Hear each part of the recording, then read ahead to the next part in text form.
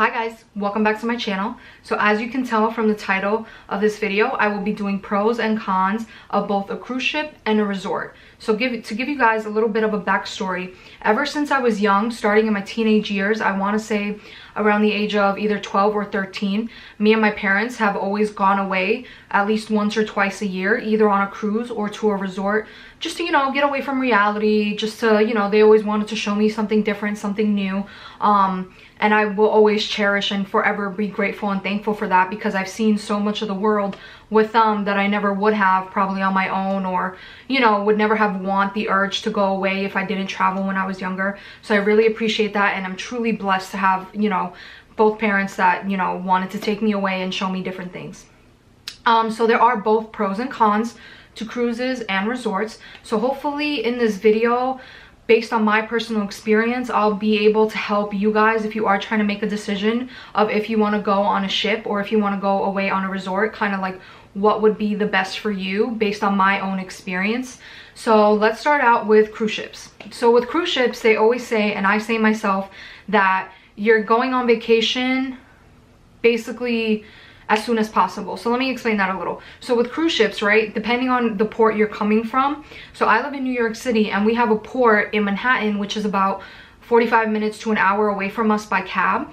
So basically we get in the car, drive for an hour, and we're at our port for the cruise. We get on the cruise and you start vacationing right away. So cruises are known for you start your vacation right away, exactly what it sounds like. You don't have to get on a plane, well, depending, again, right, depending where you're taking your cruise from. If I was taking a cruise from Florida, then I would have to get on an airplane, go to Florida, then I'd get on a ship there. But that's not the case. We usually try to take ships out of New York City where I live, so it's quick. I just hop in a cab, go to the port for the cruise, and I'm right there on the cruise.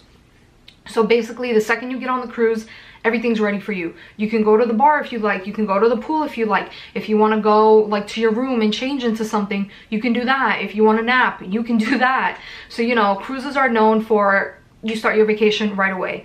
So that's definitely a big pro for cruises, is you're starting your vacation right away. Usually if you live around the ship, it's not going to take you long to get there, and you don't have to deal with the hassle of an airport and security and all this nonsense. And what I really like about cruises is when you get to that first wherever your boat is going from, there's like the terminal, right? So kind of like what airplanes are, right? You have a terminal where you kind of wait to get loaded onto the boat and everything. But the way they do it, how their system is set up, is that they have you pick a slot of when you want to come to the terminal, which I think is a really smart idea. In airports, that's not the case, right? If your plane's leaving at 6 o'clock, everyone's going to show up 2-3 hours before the fact, and it's going to be crowded, and you might not get might not be able to sit down anywhere because it gets too overpacked. But with cruises, the way they have it is there's, I think, either 20 or 30 minute slots that you can select of when you want to come. And I think that also just works for their staff, because right when you get there, there's someone in the front that helps you with your luggage, to put a luggage tag on, takes it away from you, so you don't have to worry about it anymore. And then once you get on the boat, hopefully your luggage is there at your cabin waiting for you.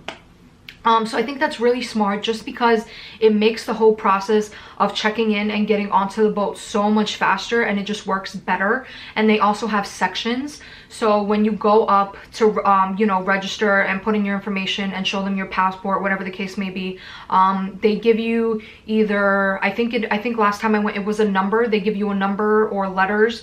So like, let's say you're group A or group B or group 1 or group 2, something like that.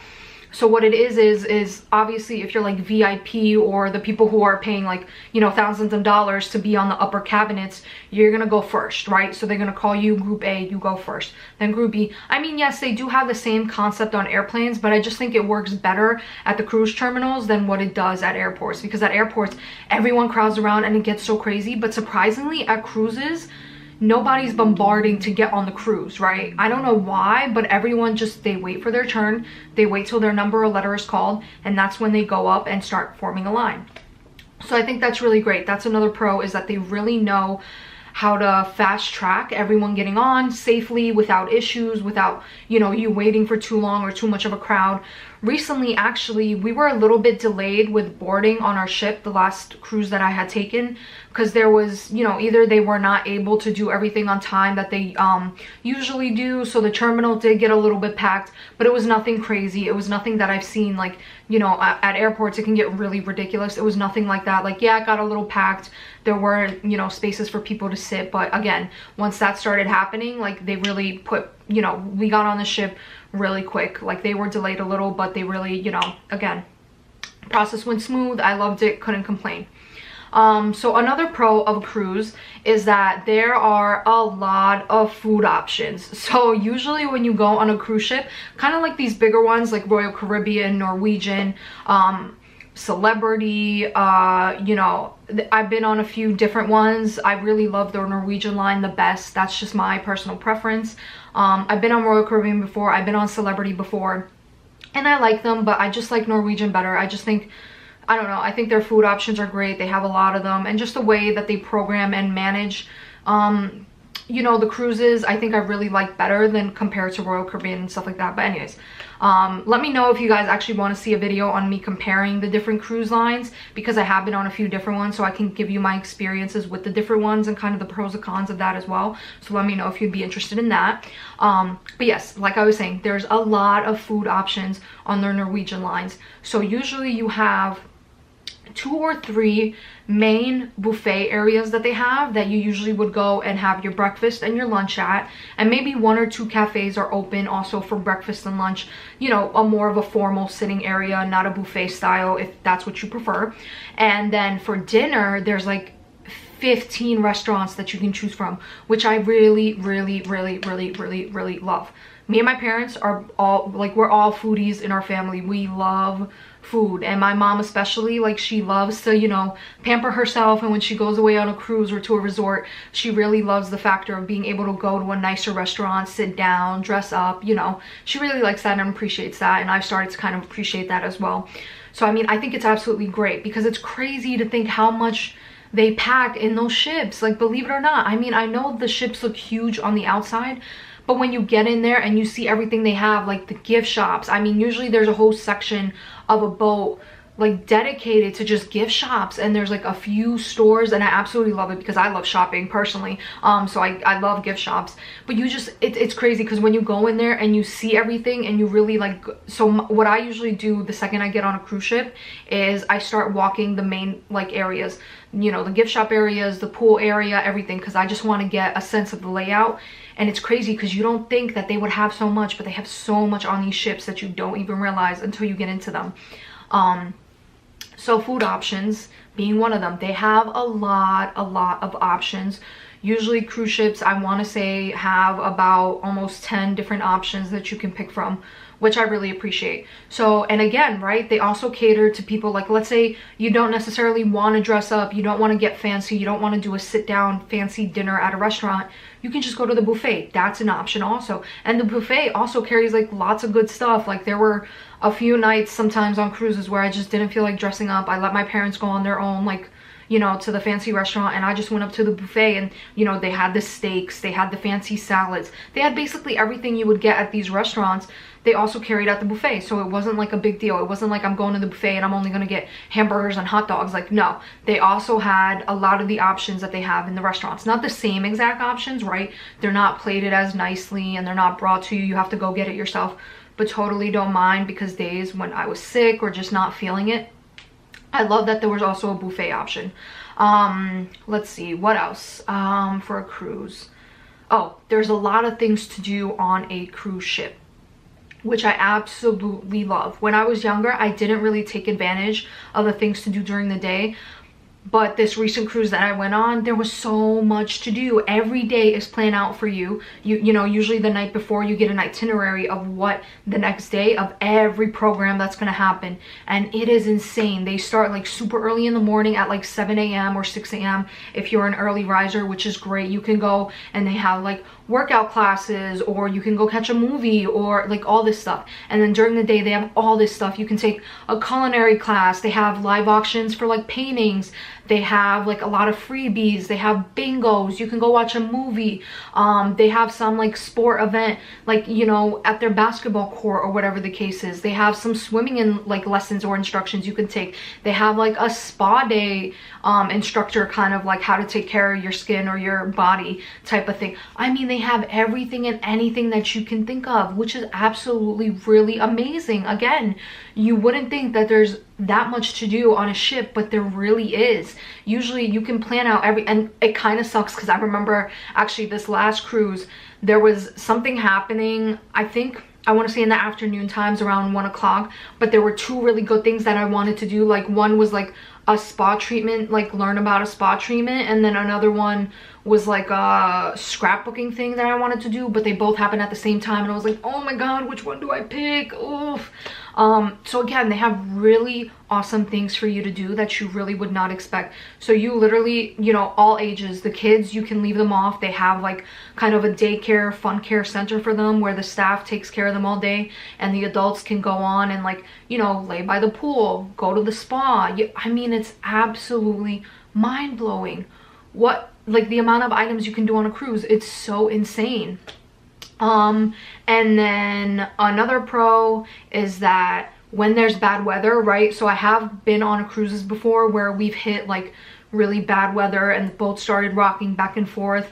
Again, guess what? All these items that you see during the day, they're still happening. And that's another great thing, is that, you know, with resorts, sometimes you're very limited. Like if it starts raining at your resort, you're usually like really bad. Like if you know it's going to be a rainy or bad day, if it starts pouring, you know, you're running back to your room, and then you're kind of just stuck in your room because, you know, resorts only have a concierge center. They don't really have that much going on during the day. Whereas on a cruise, again, like I said, the scrapbooking, the spa treatments, the culinary classes, all that can still happen, because guess what? All that's usually indoors, inside the cruise. So even if it's raining and a bad storm outside, like, yes, you're gonna get the boat rocking back and forth, which sucks, but there's also still options and things for you to do. You're not limited, you know? You don't just have to sit in your room and watch TV. There's so many other things you can do.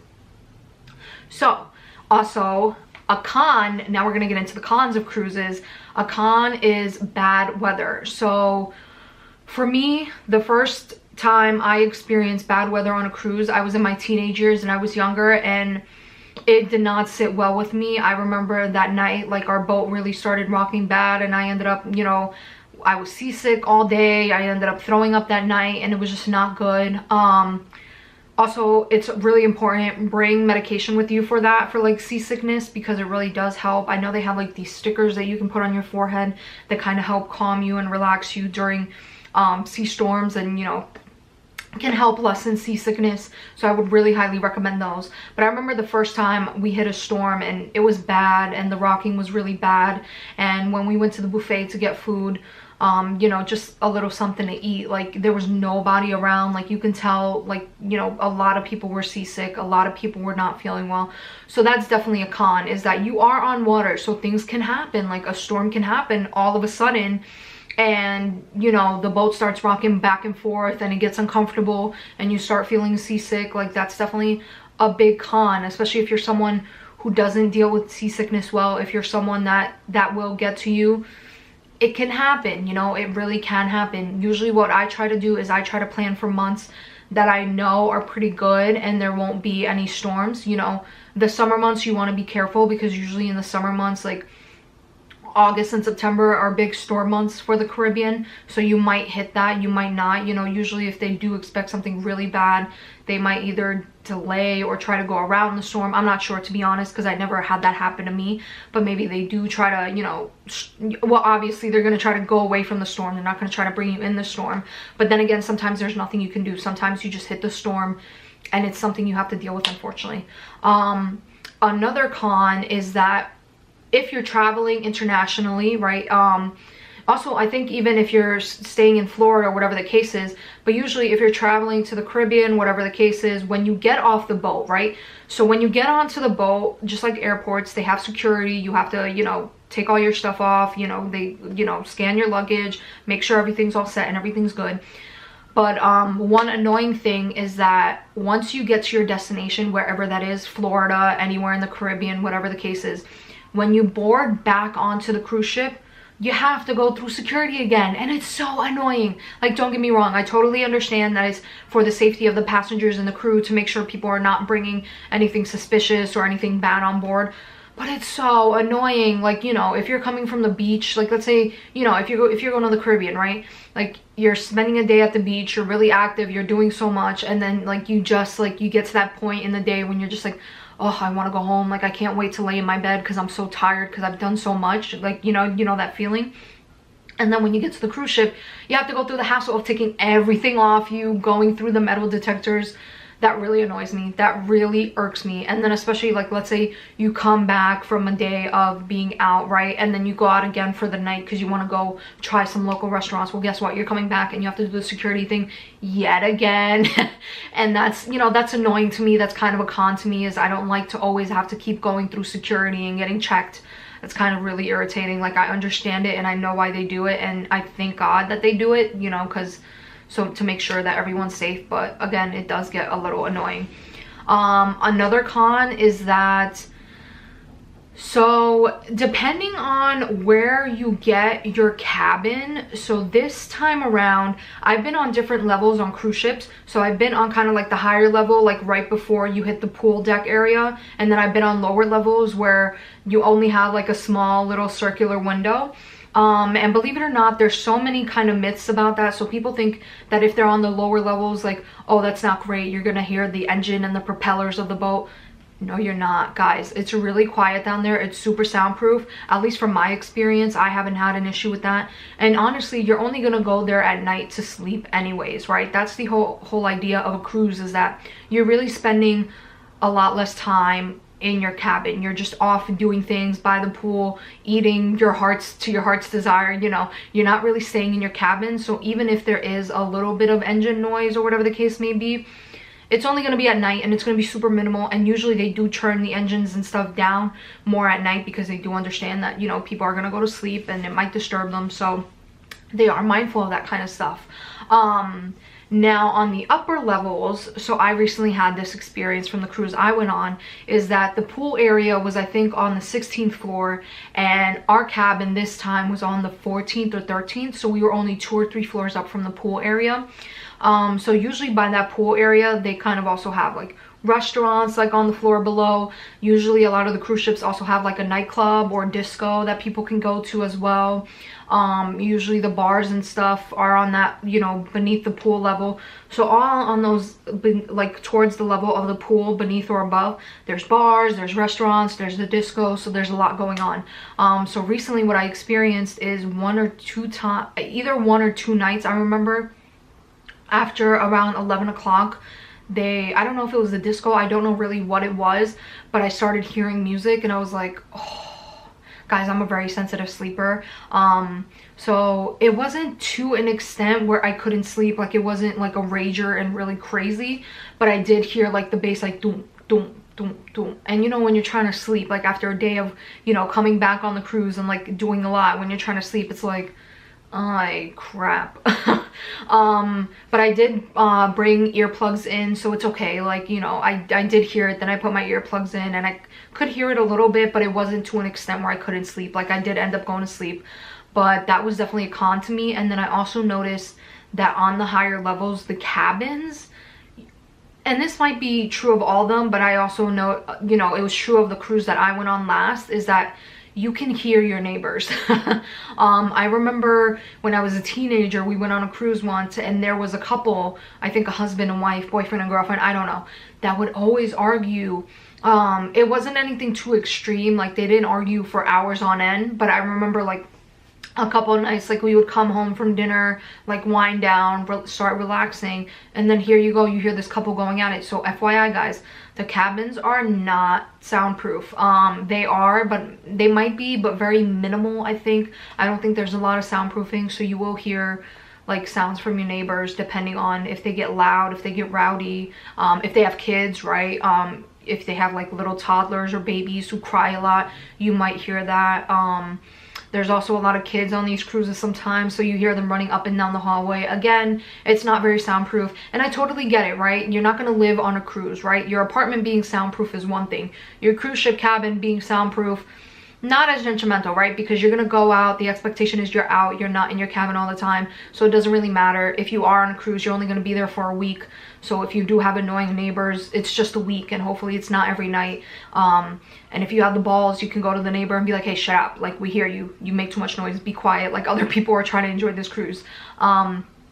So yeah, the cabins are not very soundproof, so that's kind of annoying. And then also recently, because this is a trip that I've taken being over the age of 21, I purchased some alcohol, and that's another big thing that's kind of annoying, is when you get on cruise ships, usually they don't let you take the alcohol with you back to your room, right? So I had bought the alcohol, and I think there were like 3 days left to our cruise. So what it is when you get back at security, they take the alcohol from you, they take your name down, they take your room down, and the night before you depart the ship, like to go home, that's when they bring your alcohol back. And I think they do it just for the purpose of money. They want you to spend your money on the cruise. They want you to buy the alcohol on the ship. They don't want you to go, you know, off the ship, buy alcohol, bring it back, because that's another big profit for them is alcohol. Usually cruises have alcohol packages that you can purchase, like drink packages that you can purchase, which is also kind of a con to me, which I also think is very annoying,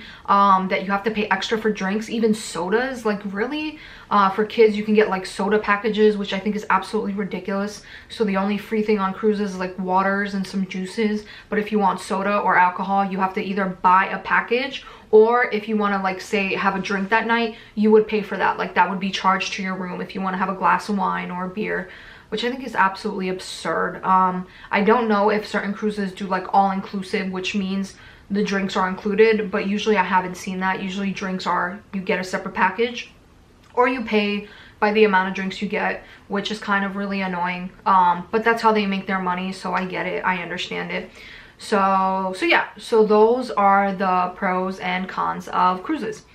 All right, getting into resorts. So resorts are a whole different experience compared to cruises. Honestly, you can be going to the same location in the Caribbean to Florida via resort, via cruise, and it's a whole different experience. So when it comes to resorts, right, usually depending where you are, so like I said, I live in New York, right? If I'm going to the Caribbean, it's going to take me a while. If I'm going via airplane, that's going to take me maybe 4 or 5 hours on an airplane, right? So let's start out with the cons. No, actually, let's start out with the pros of a resort. So one thing I really like about the resort is kind of like the community feel you get. So every resort that I've been at, they've been pretty big, pretty grand, and what I really like is that there's kind of a community feeling. So it kind of feels like its own little habitat, if that kind of makes sense. So everything's there for you again, right? Your food, you know, your rooms where you're gonna stay, a few restaurant options, the beach, some bars, and a lot of resorts recently that I've been to have had like little gift shops, like kind of like, how can I explain this? They have gift shops, kind of like a little street of gift shops, if that makes sense, within the resort, right? So these aren't like little outside vendors coming in from, you know, the outside of the resort. No. These are the resort's gift shops, which are pricier, right? If you're finding a vendor on the street, you're going to probably get a better deal. But you know what? They don't jack up the prices as much as you would think, depending on when you're going. Especially if you're going to places like Costa Rica and DR, right? But again, so our dollar is worth about, you know, 400, whatever the case is, of their, whatever their currency is, which I think is a great steal, right? So like, you're looking at a price tag and it's like, let's say 1,500, whatever their currency is, right? But in our money, that's like 10 bucks, 15 bucks. That's a great steal, right? So yeah, so like I was saying, so the resorts usually have like a street of their own gift shops, which I really like. So again, it makes you feel like it's a little community. Like you can go walk the grounds, which are really nice, walk the beach, which is really nice. You know, if you are interested in shopping, they do have some shopping, like little areas that you can go check in, like these little boutiques that are particular to the resort, which I really love. So that's a big pro for me, is like, you kind of feel like you're in your own little community when you go away to a resort. Everything's there, everything's convenient. Again, you just kind of sit back and relax because everything's taken care taken care of for you when you go there. Another pro is that it's all inclusive, right? So compared to cruise ships where, you know, there's separate drink packages and everything, if you get an all-inclusive resort, you can get a resort that also includes alcohol and sodas, and you don't have to pay for that. So the resort that we recently went to in Costa Rica, it's called Rio Guanacaste. Absolutely amazing resort. I highly recommend. Their water is not crystal clear water like you would get in the Caribbean. This is in Central America, and this is in a place that has a lot of volcanoes, so there's a lot of volcanic ash and things like that, and kind of more dark and black stones at the bottom of their water. It's not crystal clear, but it's still beautiful and clear because you can still see the fishes and everything. It's just a different type of water because, again, their dirt and their rocks are a bit different than what you would get in like the crystal clear blue Caribbean waters. But yes, like I was saying, in Costa Rica, everything was inclusive. So the drinks were inclusive, the food, and I absolutely love that. Because it's like, you know, when you go away on vacation, especially at a resort where you're going to be walking around a lot back and forth, right? You're not on a ship. You're just kind of doing your own thing, going to the beach, going to the buffet, going back to your room, whatever the case is. It's like, I like the fact that there's the all-inclusive option of drinks and everything. Because your girl likes a pina colada on the beach on a hot day. Thank you very much. So yeah, so that's another pro that I really liked. And again, you know, versus on a ship, you're on a ship that if there's bad weather, you can be rocking back and forth. This is not going to happen if you're at a resort, right? You're walking, it's ground, you're not on a boat, like it's really nice, you walk everywhere. So that's another big pro. So also another really good pro for me personally is that surprisingly, when you go to resorts, there are so many people by the pools. And I will never understand this. Why do people go to the Caribbean to sit by a pool? Guys, you're going somewhere where there is beautiful, natural, fresh salt water and like this gorgeous water, and you can go snorkeling in it. I mean, you could do everything and anything. You can go see dolphins. I mean, it's such an experience. I will not for the life of me understand people who go to a resort to sit by the pool. But you know what? I'm not complaining, because you know what? Then the beaches are less packed, and that's a-okay for me, because I love like laying out on the beach. I don't like laying by the pool. That's just not my thing. Like, I understand people have younger kids and you have to monitor them and watch them, and being on the beach is a little bit risky, right? Because they can go into the water and then, God forbid, something happens and they drown and they die. So I totally understand why you wouldn't want to be by a beach and you want to be by the pool area. I get that. But me personally, I love the beach. I love to, you know, be in the fresh water, you know, put my feet in the sand. Like, I love that. So another huge pro for me is that a lot of people at resorts are usually by the pool. So if you're a beach person and you love your fresh water, resorts are the way to go, because everybody, well, not everybody, but I want to say the majority of the residents, the majority of the tourists or people who come are by the pool. They're not by the beach, which is a big plus if you're someone who loves the beach, which is this girl, because I love going to the beach and there's not a lot of people there usually. So let's get into some cons of resort. So like I mentioned before, one con is you're gonna have to fly there. So sometimes you can spend half a day getting to where you need to go, right? Because I'm going from New York, right, to get to my closest airport. That's about an hour, right? So the second I get up, it's gonna take me an hour to get to the airport. The flight itself, depending on where I'm going, can be 4 or 5 hours. That's already 6 hours right there. And guess what? Usually when you get to the resort, usually when you get off the airplane to wherever you are, the resorts are about an hour or two away. They're not gonna be right by the airport. So that's another hour or two that you're spending. That's already almost 8 hours alone just getting to the destination, right? So like I said before, with cruise ships, you start your vacation right away. You get to the cruise, like you get to the terminal to get on the cruise, and boom, the second you get on the cruise, you're there, go do what you want to do, have fun, yada yada yada. And it's great, and I absolutely love that.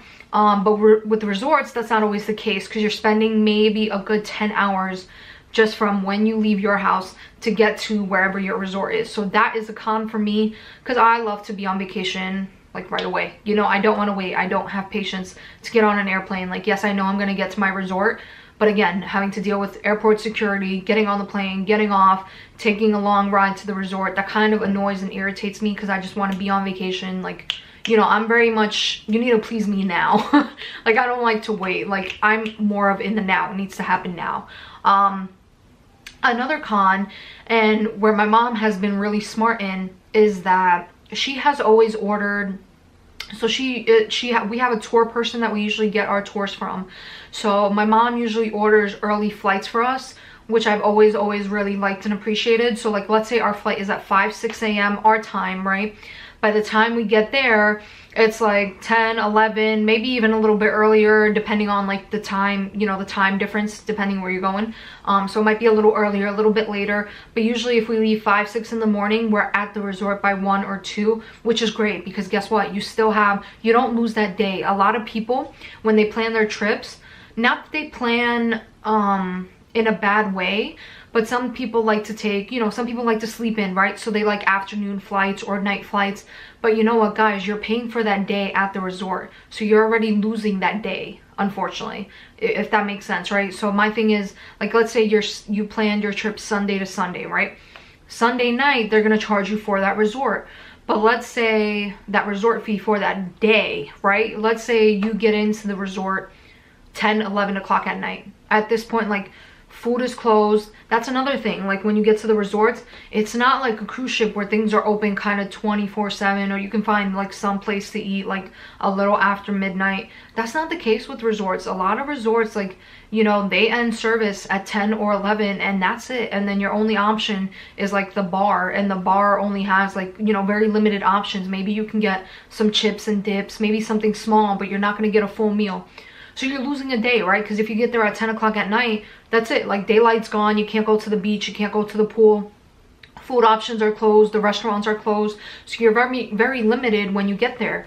So my mom has always been smart enough that she's always told our trip advisor agent person to book us early flights. So by the time we get there, it's 2, 3 o'clock and we still have some time. We can still go lay out on the beach. We can have a great dinner, you know, at night and then go to sleep, and we're not losing a full day, which I really like and appreciate.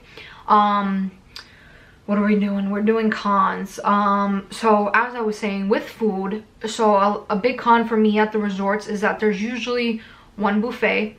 So right, so there's one main buffet that everyone dines at, and then between breakfast and lunch they have like a little thing maybe open by the bars that is not really food. Like, it's a very limited selection of what you can get. And then for lunch, that buffet opens again. That usually none of their restaurants open for lunch. It's usually only the buffets that are open for breakfast and lunch, so you really have one option. Usually they have the same spreads. You're not really going to get anything different, not anything fancier. What you see there for breakfast and lunch is basically what you're going to get for breakfast and lunch all those days. And then usually they have maybe 3 or 4 specialty restaurants that you can sign up for, right? So compared to a cruise ship that has about 10 different restaurants that you can go try out, and if you're only going for a week, like, you might not even be able to try all that because they have so many options.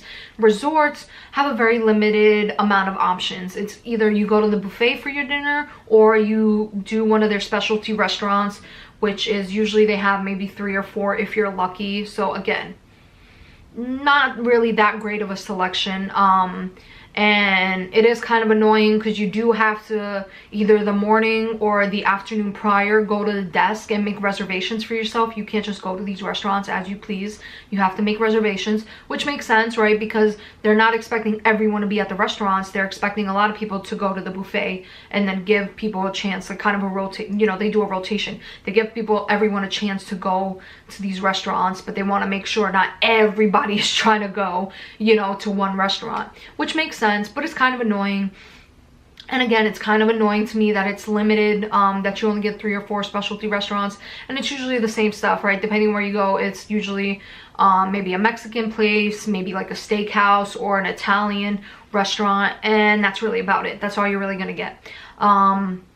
So in my opinion, me personally, who loves food and all the options you get on cruise ships, you're not gonna get that at resorts unless you, like, you know, decide to rent a car and like maybe go outside the territory and try the local restaurants. You know, that's an option, but usually we like to stay at the resorts. You know, they say resorts are usually the safer areas. So usually if you do go outside the resort, you want to go with someone you know. You know, you don't want to be going just off on your own. Like, yeah, that can be an adventure and that can be cool, but you also don't know like the rough parts, and you want to be very careful because you're in a different country. And sometimes when you're in a different country, there's a language barrier. You don't know you don't know the dialect and language, and that can be hard because if you only speak English and everybody else speaks Spanish, if you get lost, you know, it's kind of hard to ask for directions where to go. Yeah, so that's another con.